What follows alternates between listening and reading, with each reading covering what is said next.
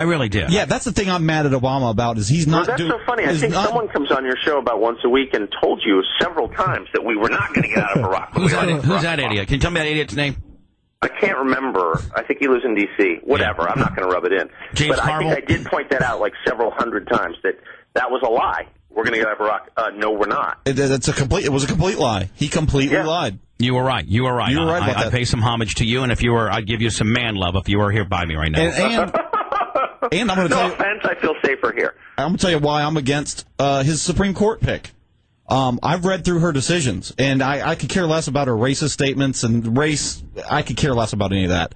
But I read a bunch of her decisions, and on Fourth Amendment, let me give you the most offensive one. She sided with the police and prosecutors, and this is no slight on police and prosecutors. They're human. They can make mistakes. They made a mistake and served a search warrant on the wrong house. Okay? They had a search warrant for address A. They served the warrant on address B. They find things and charge the person in address B where they served the warrant to the wrong house.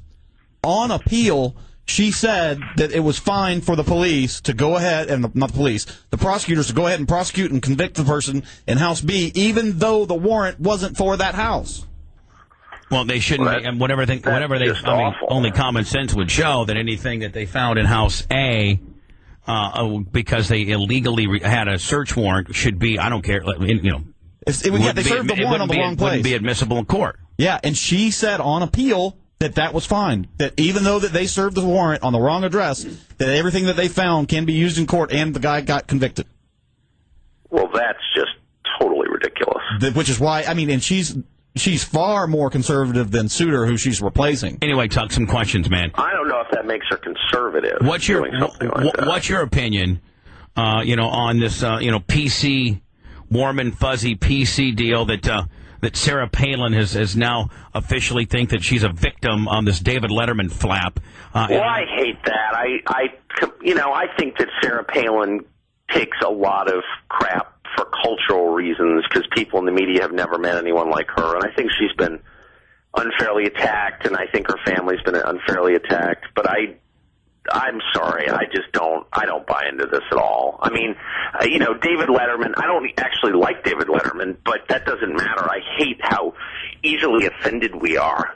Just what hissy fits everywhere. You hurt my feelings. You should be fired. I hate that. The pussification. I hate that. The pussification I hate it with of America. Imus. I don't like Imus either. I think Imus is a pathetic old. Well, you don't like Imus because you're gay for Al Sharpton, but other than that, come on. Okay. Look, I'm not saying I don't have problems. I do, but I felt the same way about Imus. It's like people feel like having their feelings hurt is the worst thing. Well, now hold on, though. Turning into a nation of just and I very agree. wusses. I agree. Yes. It's the pussification of America, but your best buddy is absolutely at the forefront of being the most guilty, and that's Al Sharpton. He has made a living on the pussification of America. No, Al Sharpton couldn't do that without the complicity of guilty white people. It's their fault, okay? Al Sharpton they want to just pay him off because they're Al Sharpton is just in the buckle brush at all times, ready to lurk on somebody that's overstepped some word police, the N-word or just something stupid. You're right, but Tuck makes a good point. The guilty white people, these people that these people that automatically pay him off because they feel guilty inside instead of standing up to him, are just as guilty. If somebody said to Al Sharpton, if Don Imus had said to Al Sharpton, Sharpton, I didn't say anything against you. There's nothing against you. This has nothing to do with you. It has nothing to do with all black people. Right. Why the hell would I apologize to you or on your radio show? You're just you're a poverty pimp. You're a race hustler. Yeah, I'm not going to in it's any true. way help you. The worst thing Imus did was go on Sharpton's radio show. That was the worst thing Imus could have done. And the worst thing, the number one thing you could do is if you would have the balls to actually tell Al Sharpton that to his face, but you never will. I've said that to him 1,000 times. He's my friend. He knows that. I know that. That's why I love Sharpton, because he gets the joke.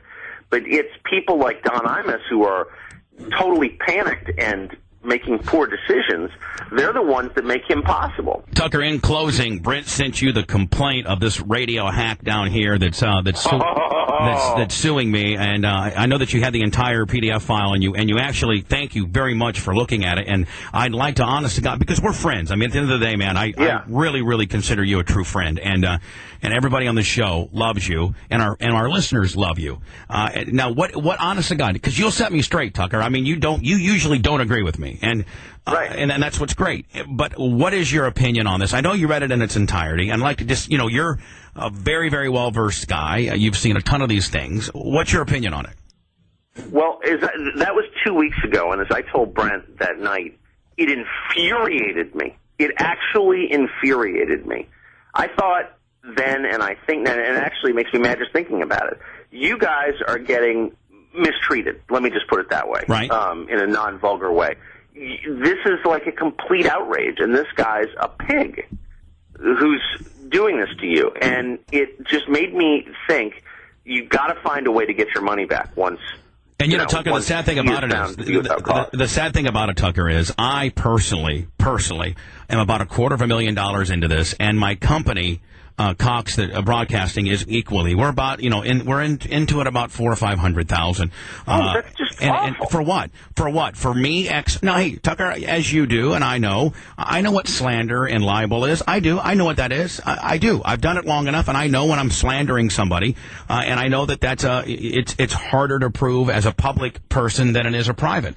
And I have done nothing of the such. I've never said anything. I've said he's short. He saw what was in there. He's got pubic hair on top of his head. He's a hack. He's stealing money. I mean, things that, my Lord, that if I lose this, things like Saturday Night Live and all type of parody elements and opinion-based shows are in trouble. I mean, this is a lot larger than what people think. That's just two DJs that are suing each other. There's a ton of backside ramifications with this, isn't there?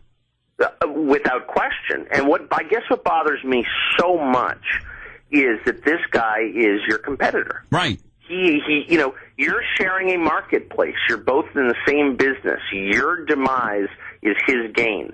And he's using the court system for economic advantage over you. He's trying to crush you using the courts. This is a true definition. Outrageous. This is a true definition in its purest form of what a slap suit is considered. Oh, it's unbelievable. I mean, it would be like, if McDonald's sued Burger King because Burger King was claiming its burgers were better. You can't put your competitor out of business because he says things you disagree with. Right. I mean, and use the government, the power of the government to do that. That's what bothers me. Well, you know what, Bubba? Let's go out. Let's go outside in the parking lot behind your studio and let's just have it out, okay? And the best man wins. That's kind of an honorable way to decide it. Yeah. But no.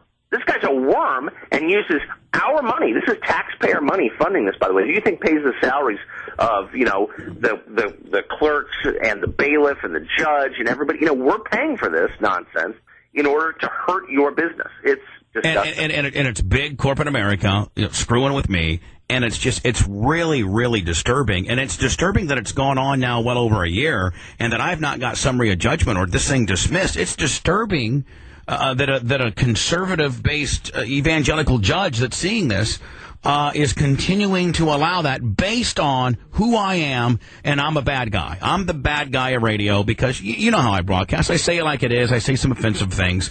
But when the marketplace has its opportunity to determine my success, according to my ratings, we're number one. Nobody's even close. So we're the true litmus test of what people like, but we're not socially acceptable. And I've got a judge, and I'm not going to mention his name, but this thing, it's disgusting to know that this thing's not gotten thrown out and that it keeps churning and churning and churning and churning on.